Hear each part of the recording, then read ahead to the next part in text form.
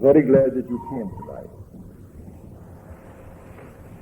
For I have a story to tell you, and the one who gave it to me is here tonight. But I'll prepare you for it first, for I've been teaching it for years and years and years. We can hear it and never apply it. And though I repeat night after night, we are the operant power. It doesn't operate itself. We still postpone it. Quite often our training is in conflict with it, and we can't quite bring ourselves to apply it. We are told in the 118th Psalm, the stone which the builders rejected has become the chief cornerstone. This is the Lord's doing. It is marvelous in our sight.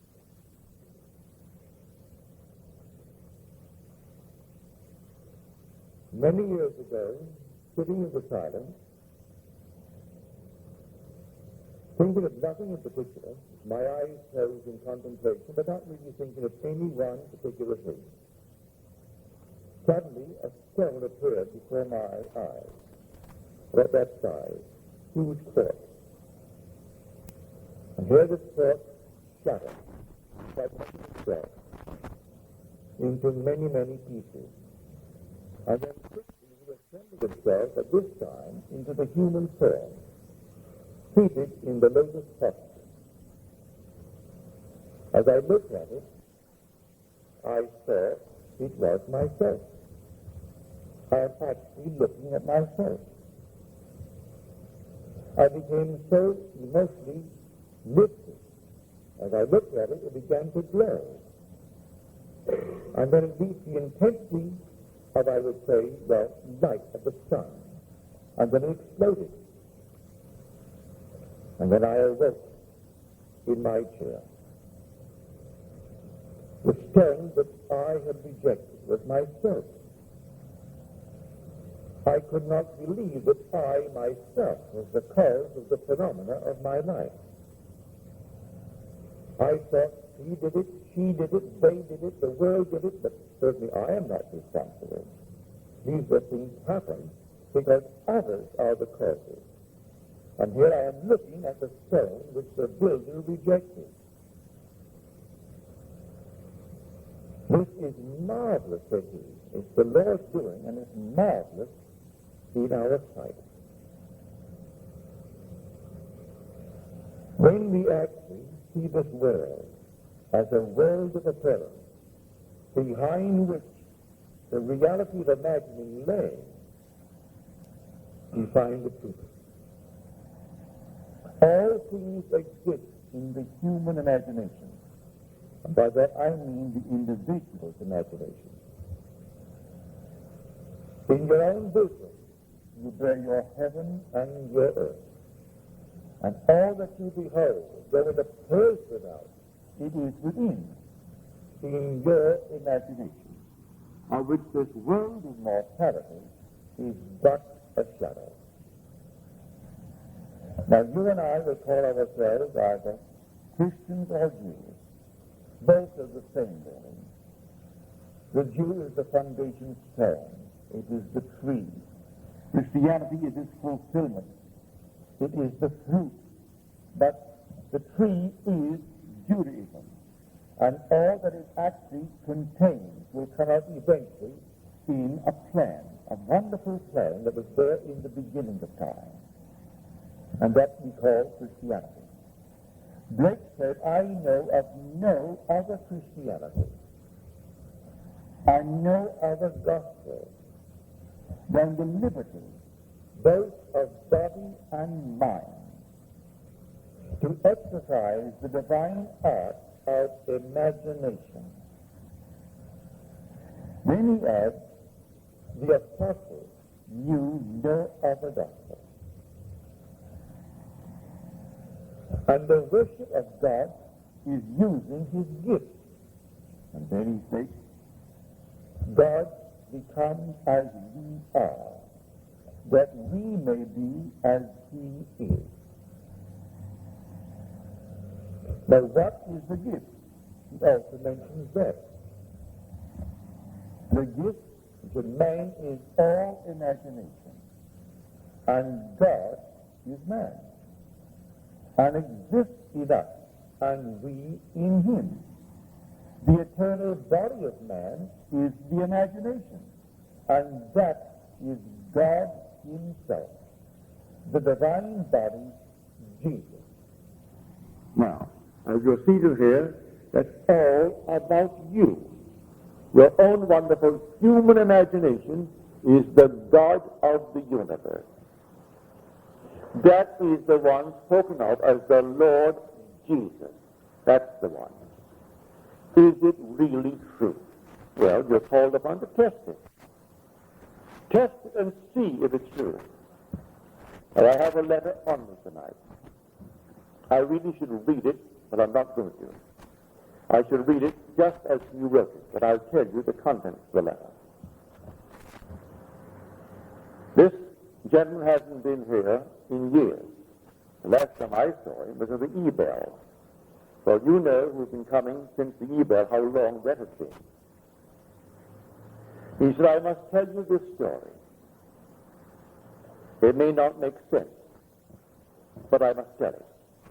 For it's the first time that I have ever used my training according to the things that I have heard you say.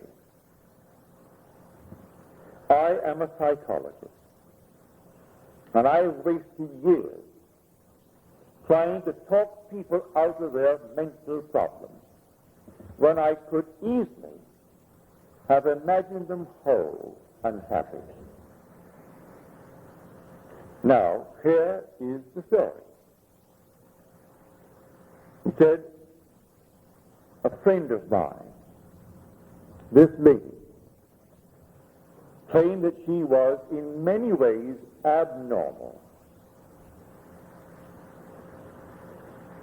She and her husband adopted a little baby girl, and something very strange went wrong with the child. The child was 4 years old and still could not speak, and the few words it muttered, it garbled so that it was simply not intelligible.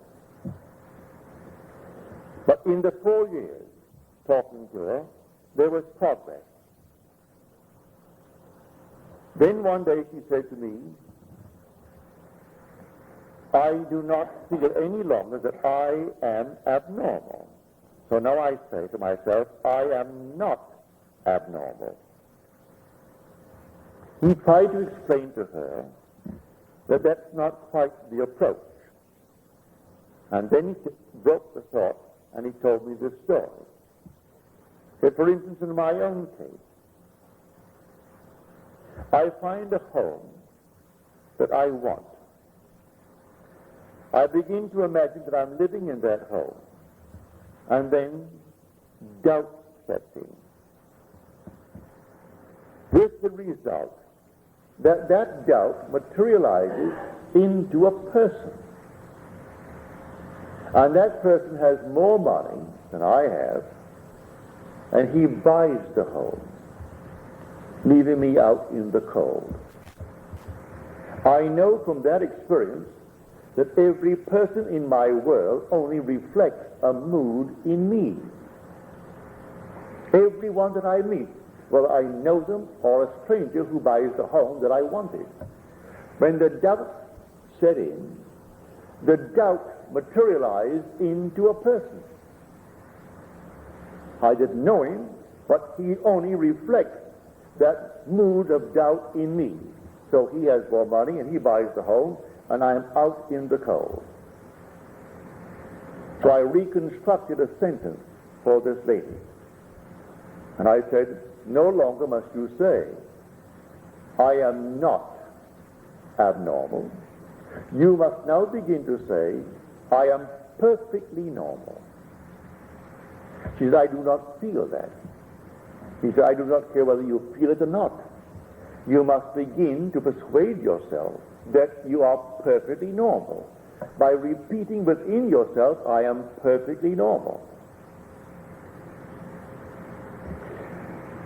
The day she began it, the child went into a coma. So profound was the sleep that it was difficult to rouse her. She could not be awakened. She asked me to examine the child. I said, no, take her to a medical clinic and have them examine the child. But as she began, from his suggestion, to assume I am perfectly normal, within 24 hours the child awoke. They made the test in the medical center and found her alert and bright. She was only the outpictured statement of that mother who adopted her. The mother began to feel, I am abnormal. So she adopts a little child, a little girl.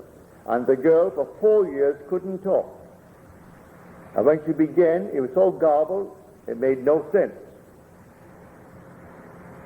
She only bore witness to that strange, peculiar claim of the mother who adopted her. And when she changed the pattern of speech within her and said, I am perfectly normal, the child, by the medical clinic, found her not only alert, but perfectly healthy and returning to a normal state in this world. The whole vast world is yourself pushed out. All that you behold, though it appears without, it is within, in your own wonderful human imagination, of which this world of mortality is but a shadow. Why? I found him. I found him of whom the prophets spoke. They spoke of Jesus, and the world is taught to believe he's a man who lived 2,000 years ago and who was crucified 2,000 years ago. And I am telling you, he is crucified on humanity. And the one crucified on humanity is man's own wonderful human imagination. That's Jesus. And there is no other Jesus. That is Jesus. He is buried in man. He is the dreamer in man. And he is dreaming this dream of life. What are we feeding him? Well, I'll tell you what we feed him, because he is capable of anything in this world. And listen to these words from Deuteronomy, the 32nd chapter, the 39th verse of Deuteronomy. And these are the words of the Lord speaking. I kill, and I make alive. I wound, and I heal. And there is none that can deliver out of my hand. There is only one creative power in the world. The one who kills is the one who makes alive. The one who wounds is the one who heals. And there is no other power than this one power. And that one power is your own wonderful human imagination. That is God. There is no other God. He is buried in you. And the day will come, he will awaken within you. When, I trust it is now, that I could turn you from this world of seeming reality on the outside to a world of imagination. So you actually live in your own wonderful human imagination. If you do, and you really turn into a being who believes in the reality of his own imaginal act, you are then on the verge of rebirth. It does not say when. He tells you no one knows, not even the Son, only the Father. Don't ask me when, said he. But I'll tell you the signs of it when you actually begin to trust your own wonderful human imagination. When you can sit quietly all alone, asking help of no one, and really believe that your imaginal act is a creative fact, and that in the interval of time necessary, it's going to externalize itself and become a reality in your world, you're on the verge of rebirth. As you're told, unless you are born again, you cannot enter the kingdom of heaven, even though the kingdom of heaven is within you. The kingdom of God is within you, and God is in his kingdom. Although he is in his kingdom, and that kingdom is in you, you can't enter it unless you turn from this world of materiality, believing it is the cause, believing it is the reality, to live in your own wonderful human imagination. When you do, you'll find yourself on the very verge of being reborn. So you're warned, do not ask me when. I will tell you, not even the Son knows, only the Father. But I'll give you the symptoms of it when you can trust your own wonderful human imagination. That will be the symptom. Can I stand here tonight and take any request? Doesn't cost me anything, and it's a joy if it's within what I call the golden rule. Do unto others as you would have them do unto you. Ask nothing of me that you would not ask for yourself. Do not ask me to hear any news in this world that you would not really want done to you. Because first of all, I could not do it. I use the golden rule. Then, if it comes within the framework of the golden rule, it's so easy. What would the feeling be like if it were true? That you are what you want to be. That they are what they want to be. That they have what they want to be. Don't ask me how it's going to happen. I do not know. The depth of your own being has ways and means that you, the conscious surface being, know not of. It knows exactly how to do it. So don't ask how it's going to be done. So when doubt sets in, as he said in his letter to me, when the doubt set in, that doubt materialized in the form of a person who also wanted that home and had more money and bought it and left me out in the cold. I can tell from the uprising of moods within me that I'm going to meet certain people. And I do. The mood, you can suppress the mood.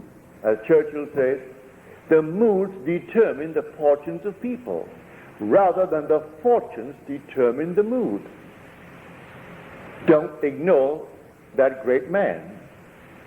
He said that the mood actually determines the fortunes.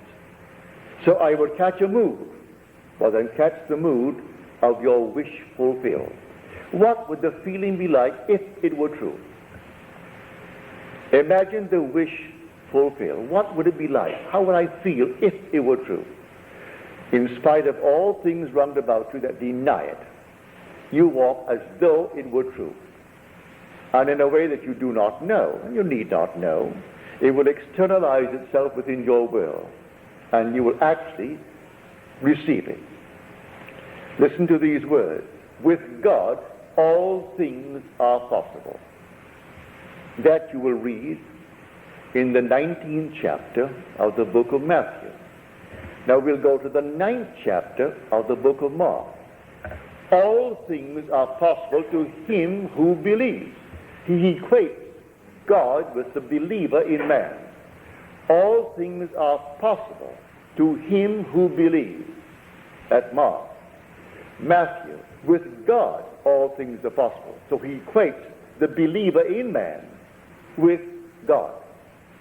Well, the believer in me is my own wonderful human imagination. What other thing in man but his reality, which is imagination, that believes? It's the dreamer in man.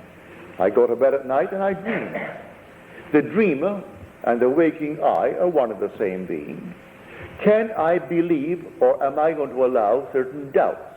Now, he is a psychologist, trained to talk people out of their mental problems. Put them on the couch, put them on the chair, and talk them out of it and spend years, when he could easily, as he confessed, have imagined them whole and perfect and happy. But he said, I believe that I was, through my training, compelled to spend these awkward years as anyone who works at a job spends his time in an awkward manner. If you not enjoy what you're doing, then it's simply a job and you're doing something that is to you awkward, if you like it. Like my brother Victor, who has made a fortune.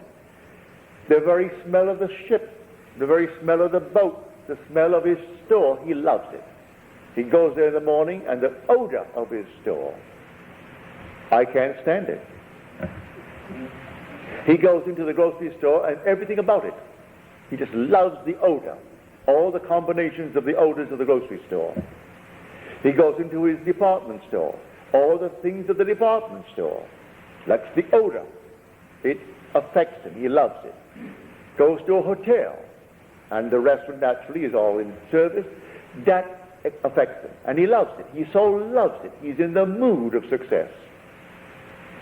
So, fall in love with something that really excites you, and feel that you are already what you want to be. And I tell you from my own experience and from this man's experience that it will work. Now, here is a man who heard me years ago. He came home one day, and I thought, now here's a man teaching people how to live correctly.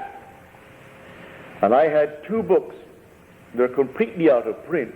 You can't buy them.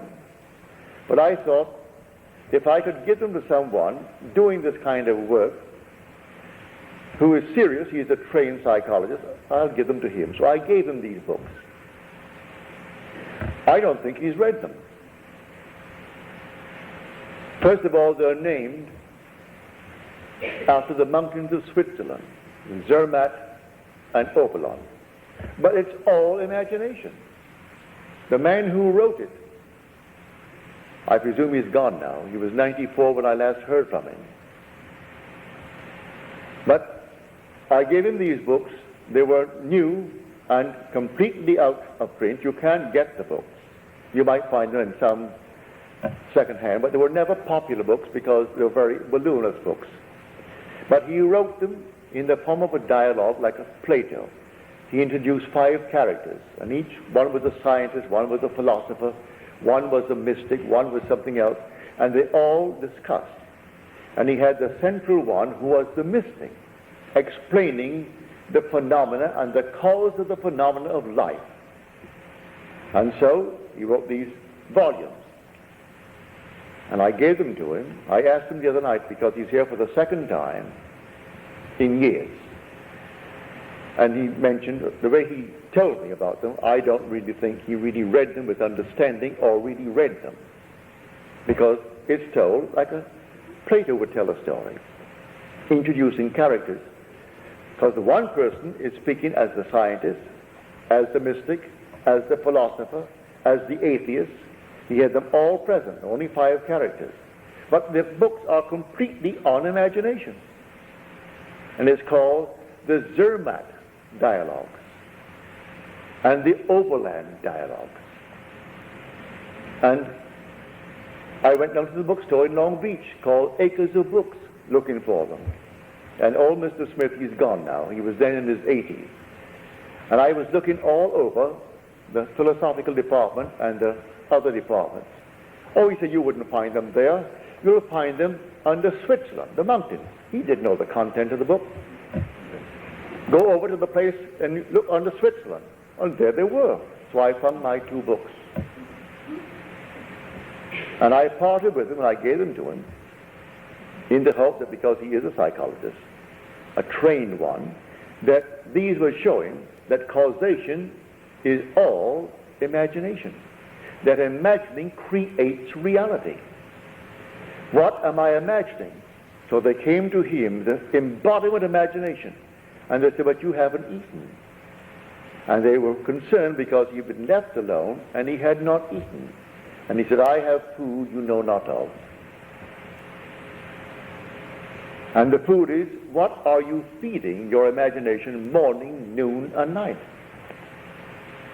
You read the morning paper and you react, and you don't know one character there, any of them, and you react even before you get to the end of the page, based upon some biased reporter. But you react. That's what you fed the Lord. For the Lord is your own wonderful human imagination. That's God. and there is no other God. That is the Jesus of Scripture. That's the Jehovah of the Old Testament. And he is housed in you. That's why you are immortal. So you can drop right now. May I tell you, it would make no difference to your immortality. Chop off your head, burn you, and turn it into dust. You are an immortal being. You cannot cease to be, because God became as you are, that you may be as he is. And so you're going through these with these strange, peculiar diets, and we simply produce what we feed upon. You can learn a lesson from the animal world. When we were children, we had ducks, chickens, all kinds of things that you have in a farm. And we were a large family. There were 10 children, 9 boys and 1 girl. And we had a father, mother, and grandmother, all living in our home. And mother would say to us, take, say, 2 or 3 ducks and put them away, because I want them in 2 weeks. I'm going to have a duck dinner. So you take the 3 ducks and you put them away. Well, she meant that you will change their diet, because when I was a boy, fish was plentiful and cheap. You could bring in all kinds of fish. We had no refrigeration, so if it wasn't sold in the evening, early evening, it rotted. So you simply either use it for strange bait the next day, or you fed the animals, that is, the ducks. So we would take the fish while we kept them alive and fed on ducks, on fish. And they got fat and they were altogether healthy. But you couldn't eat that bird until you took it and isolated it and put it in a cage by itself and stuffed it with meal, corn, sour milk, anything of that nature.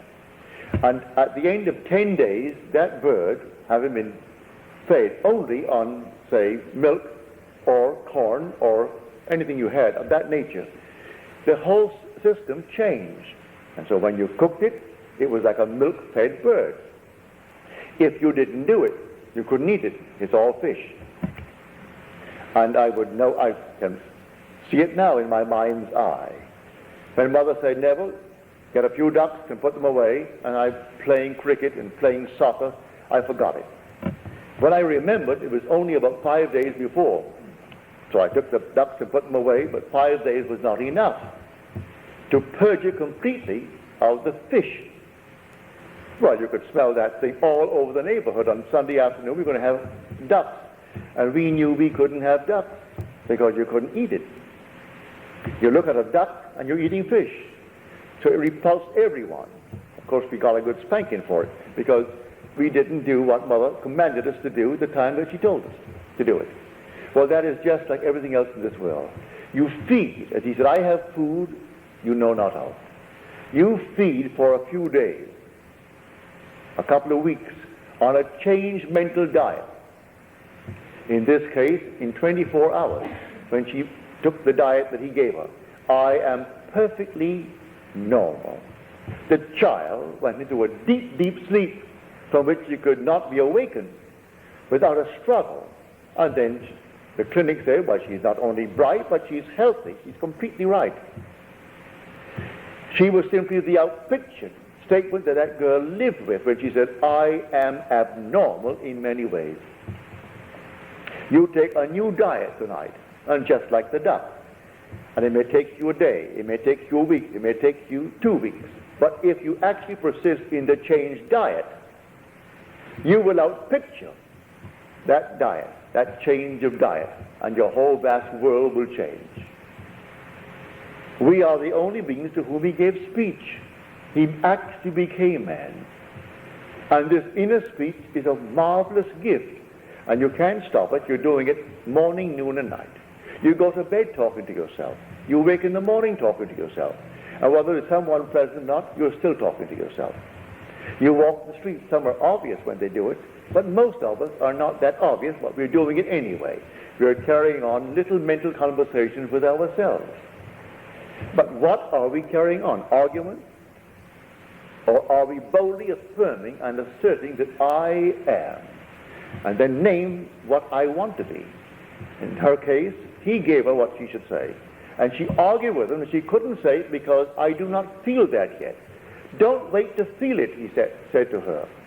Do it now. I am perfectly normal, because if you say I am not abnormal, that's not a creative thing towards your goal. In fact, it may be destructive. You want something positive, not something negative. I am not abnormal.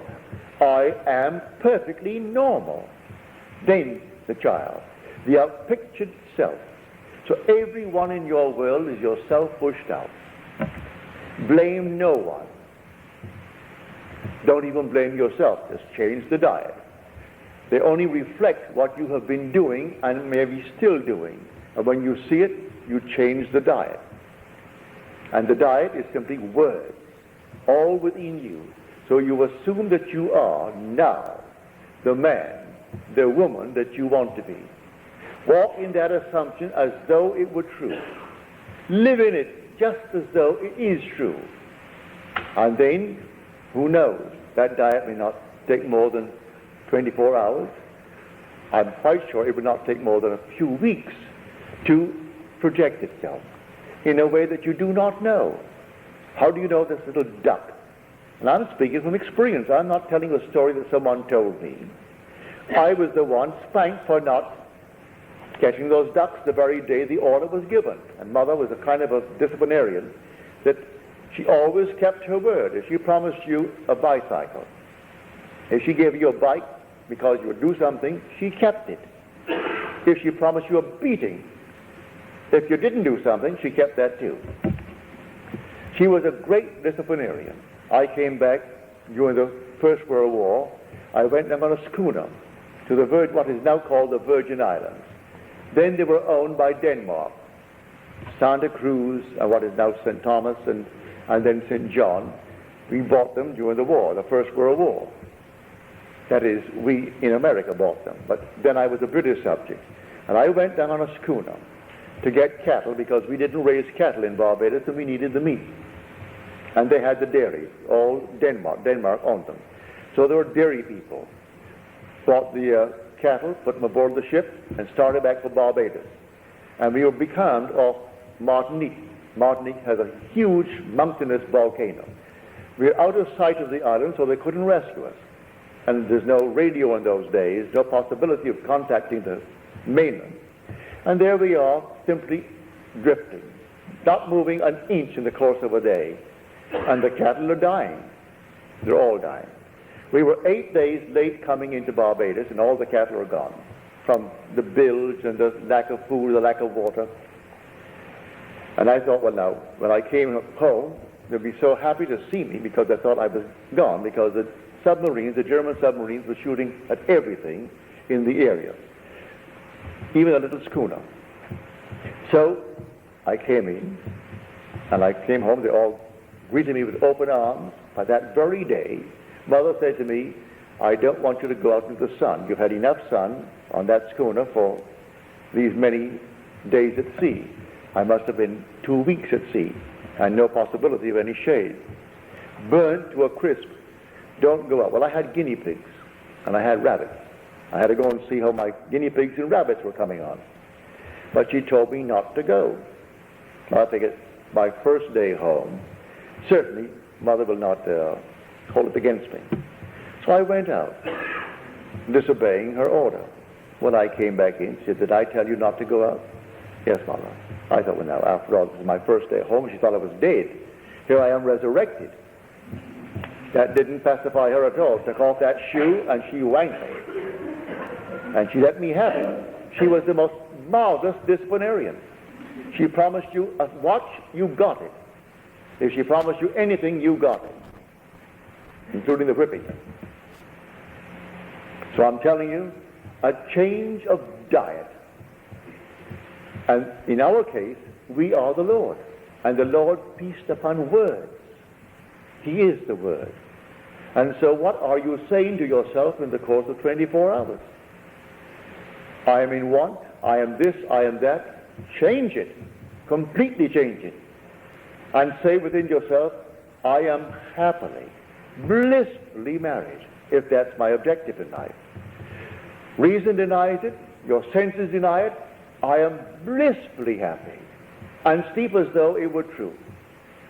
I can tell you that story from my own personal experience. It works that way. And when I told the details of how it happened, people saw the means employed, which I certainly didn't manufacture them, not consciously, and judged me harshly for telling the means. But, as you're told in Scripture, I have ways and means ye know not of. My ways are past finding out. All you do is simply go on the new diet. But when I found the girl to whom I'm now married, and blissfully happy with her, since the day I met her back in 1936,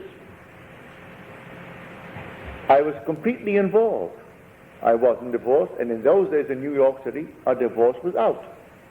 It only became legal after the very, very, very wealthy Rockefeller got his outside and then brought pressure to bear on the state to pass a decent, modest, normal, modern law, allowing people who cannot live together to separate and then seek a normal divorce. Prior to that, all divorces were simply collusion. All divorces. You paid someone to find someone, and then they signed these little things. You went before the judge, and they all knew it was collusion anyway. Well, here I am completely involved in marriage, and I want to marry this girl. I met her the very first second I saw. I said, she doesn't know it, but she's going to be my wife. She doesn't know it yet. And simply, I slept as though we were blissfully happy. She on that bed, I on my bed. It wasn't a sex act. It was simply, she was there in the room, in our lovely home, and I was in my bed and she was on her bed. So I didn't make it an emotional thing of that nature. And the girl, who was my former wife, who refused, she even left the state so as not to be given a summons. And one day I got a call from the court telling me to come on down. They needed my advice. I went down to the court wondering, what am I doing going to the court in the morning? When they brought her in. And I pleaded her case before these three judges. And she said to me, after I got her off, that was a very decent thing for you to do, Neville. And I know you want a divorce. Give me the papers. I didn't have the papers on me. And she and I got into a taxi and rode to my hotel, and I gave her the papers. Now, that's supposed to be illegal, so I'm told now. You can't serve your own papers. I didn't know that. Give her the papers. And I got my divorce in the city of New York. So I know it works. It took me 1 week to do it. That's all that it took me, 1 week. I simply went sound asleep in the assumption that my wife was there. And it's the girl to whom I'm now married and who bore us this glorious daughter. And it's been since 1936. So here, this heavenly state was denied me because I wasn't feeding myself the right food. I have food you know not of, and the food are words. And you repeat them within yourself. What am I saying?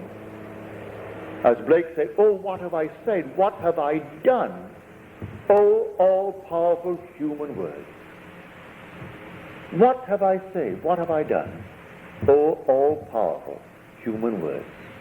If man only realized what he is doing when he is talking seemingly idly. So after all, who cares? Who knows? Who knows? The only one that cares knows. And he is your own wonderful human imagination. That is God. That's the Jehovah of the Old Testament and the Jesus of the New. And there is no other God. And he's buried in you. And he's dreaming in you. And surely you want to awake. But you will awake the day that you actually move in to the life of imagination, where you trust your imagination and live in it. You're not far from the threshold of rebirth.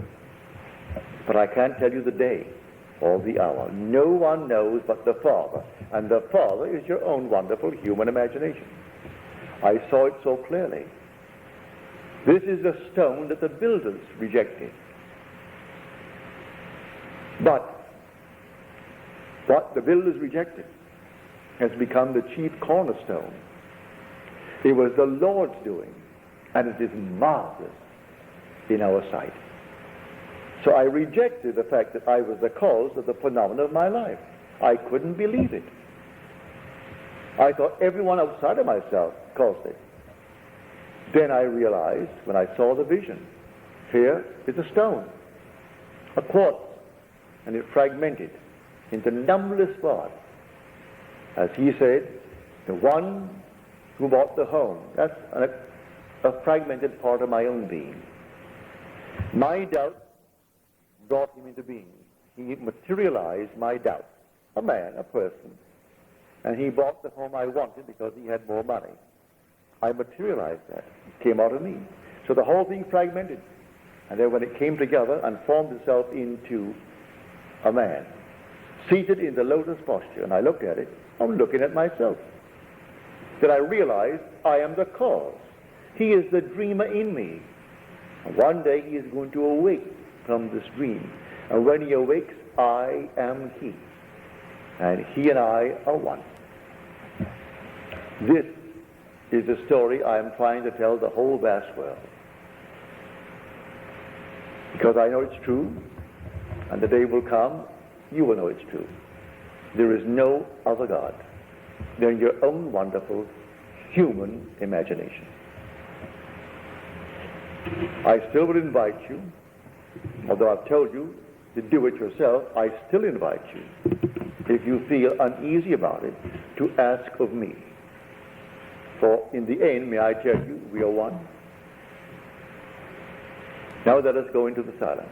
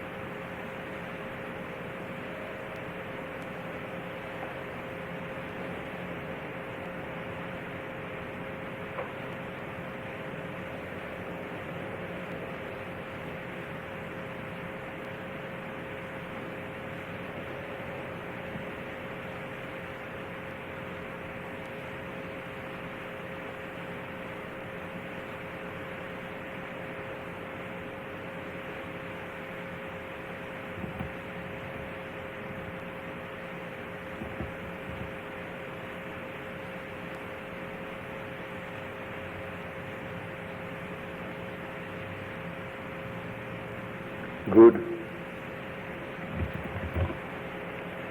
So on Friday,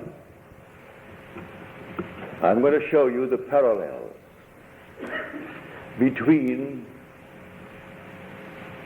David of the Old Testament and Christ of the New.